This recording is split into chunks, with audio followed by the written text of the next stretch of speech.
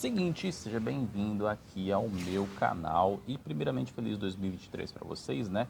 Que esse é o primeiro vídeo do ano. Muita paz, saúde, sucesso, tudo de bom para vocês. E aqui eu vou querer falar algumas coisas aqui muito interessantes sobre um assunto que rolou muito semana passada, que foi aquela questão das americanas e tal. E antes de eu falar sobre isso, curte aqui esse vídeo, compartilha com o máximo possível de pessoas. E não se esquece de clicar no botão de se inscrever e na sineta, porque de vez em quando eu vou deixar um vídeo aqui no meu canal.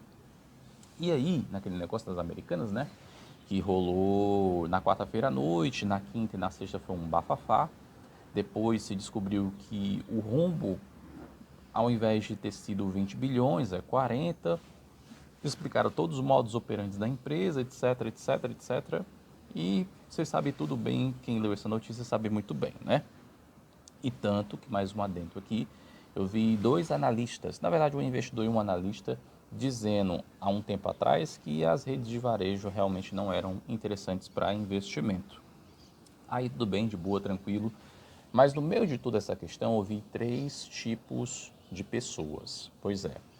Primeiro, a pessoa honesta. Segundo, a pessoa desonesta. E terceiro, a pessoa aproveitadora. Eu vou elencar uma por uma para você entender no meio dessa história aqui. Primeiro, a pessoa honesta. Justamente por quê? A pessoa honesta nesse caso foi o atual CEO, né? O ex agora, né? Chefe executivo das americanas, que saiu após ver que esse rombo não tinha solução e era um buraco sem fundo. E ele entregou o cargo, abdicou de muito dinheiro e ainda mostrou de fato o tamanho do problema que era a empresa. E foi um negócio tão interessante, tão bacana, que ele se dispôs a fazer um vídeo depois, em uma live aberta, porque teve uma fechada pelo BTG, e aí depois teve uma live aberta nesse quesito. E aí, de fato, ele mostrou um pouco da insatisfação misturado a um sentimento de frustração e outras coisas que realmente a gente sabe que estão meio nesses sentimentos aí, frustração, indignação e outros do tipo. E, acima de tudo, ele mostrou a honestidade dele, porque ele poderia ter inventado alguma desculpa para dizer que esses 20 milhões poderiam ser recuperáveis ao longo do tempo e que podem ser, de fato, não sei, a gente ainda tem uma incógnita sobre isso. Mas a gente percebe que ele foi muito transparente na medida do possível. E ele viu que o tamanho do problema era tão grande que ele não poderia resolver e preferiu sair fora. Aí você pode me dizer, Guilherme, mas ele era um cara já conhecido pelo mercado, muito competente, foi ex-CEO também do Santander, reergueu o banco, e ele preferiu sair por conta de ego para não queimar o nome dele. Óbvio, foi mais ou menos dessa maneira, mas acima de tudo ele foi sincero, simplesmente disse que tinha dívida, disse que a empresa não tem uma cultura ruim, mas teve esses valores distorcidos, tanto no monetário quanto no sentido mais pessoal da coisa. Então, ele preferiu sair e assim foi de fato honesto. E na segunda parte tem a pessoa desonesta, que eu vi. Que foram o quê? Que foram os tubarões que estavam ali envolvidos dentro da mesma empresa. Se conta uma história aí no mercado, porque tudo no mercado é muito especulação até que se torne tudo real, que os acionistas majoritários tinham saído de suas posições desde agosto a setembro de 2022. Mas teve um gráfico que eu vi até no Twitter, numa thread aí que os caras fazem, que o cara estava contando, né, que o acionista majoritário foi saindo da posição ao longo dos tempos, ou seja, mais ou menos entre 2021 e 2022.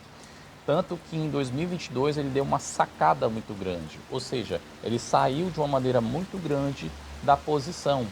E aí você percebe que talvez, e muito provavelmente, ele provavelmente já sabia do tamanho do rombo, já sabia que a bomba poderia estourar a qualquer momento. E aí, de fato, quando foi agora há pouco, em janeiro, bum, o negócio explodiu. E explodiu de uma maneira que, particularmente aqui dizendo, quando você falou 20 bilhões, eu pensei, opa, tem mais buraco nesse tatu, ou tem mais tatu nesse buraco aí.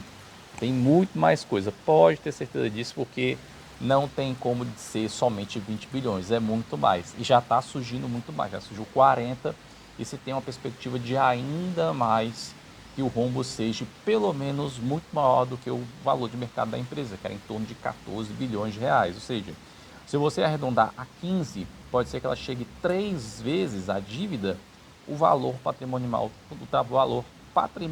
total da empresa. E é um negócio assim bizarro, é um negócio assim muito questionável. E a gente percebe que existiu também pessoas desonestas no meio disso tudo. E aqui também eu quero falar, né, óbvio, da terceira pessoa, que é a pessoa aproveitadora. Porque eu vi essa notícia na Neofeed de uma outra investigação, além de duas, que a CVM abriu para esse negócio, que é a Comissão de Valores Imobiliários, sobre um possível insider. Porque teve um cara, de maneira atípica, no final do pregão, e olha aí, no final do pregão, ele simplesmente fez um put para quase 1 milhão de papéis, apostando numa queda das ações. Isso no dia 11, porque no dia 10, porque no dia 11 foi anunciado pela noite esse problema e no dia 12 as ações caíram de R$ 28 para 2 e pouco. Então o cara nessa brincadeira faturou aí mais ou menos em torno de 5 milhões de reais. E detalhe, ele ainda não sacou esse dinheiro, viu? Então ele foi minimamente mala, né? Se assim for, para não sacar esse dinheiro e não dar muita bandeira para a CVM, porque a CVM com certeza cairia em cima do cara e já saberia da onde era a fonte. Porque quando eles abrem o benchmark, quando eles veem, né, o excesso de compra ou venda de algum papel, eles não sabem exatamente de quem é, mas eles podem identificar ali de acordo com o IP da pessoa. É mais ou menos assim, dessa maneira. Se você souber do que fato acontece dessa maneira, deixe seus comentários aqui embaixo, porque eu só sei dessa questão do IP, não sei de alguma outra forma. Mas nessa situação aí das americanas, a gente vê que existem 3 tipos de pessoas: a honesta, a desonesta e a aproveitadora.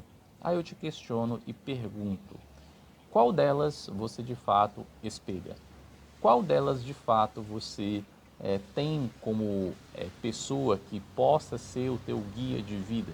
A honesta, a desonesta ou de fato aquela que aproveitou-se do momento da situação? Pois é, fiquem com essa no ar. E se você gostou desse vídeo, curte e compartilha com o máximo possível de pessoas e deixe seu comentário aqui embaixo para saber quem é você, se você concorda, discorda, enfim, deixe seu comentário aí embaixo para a gente poder debater um pouco sobre isso. E ó, não se esquece de clicar no botão de se inscrever e clicar na sineta, porque de vez em quando eu vou montar um vídeo aqui no meu canal pessoal. E eu sei, fiquei um pouco confuso aqui, mas é começo de ano, estamos nos ajustando e caminhando para o melhor ainda em 2023. E é isso. Até o próximo vídeo.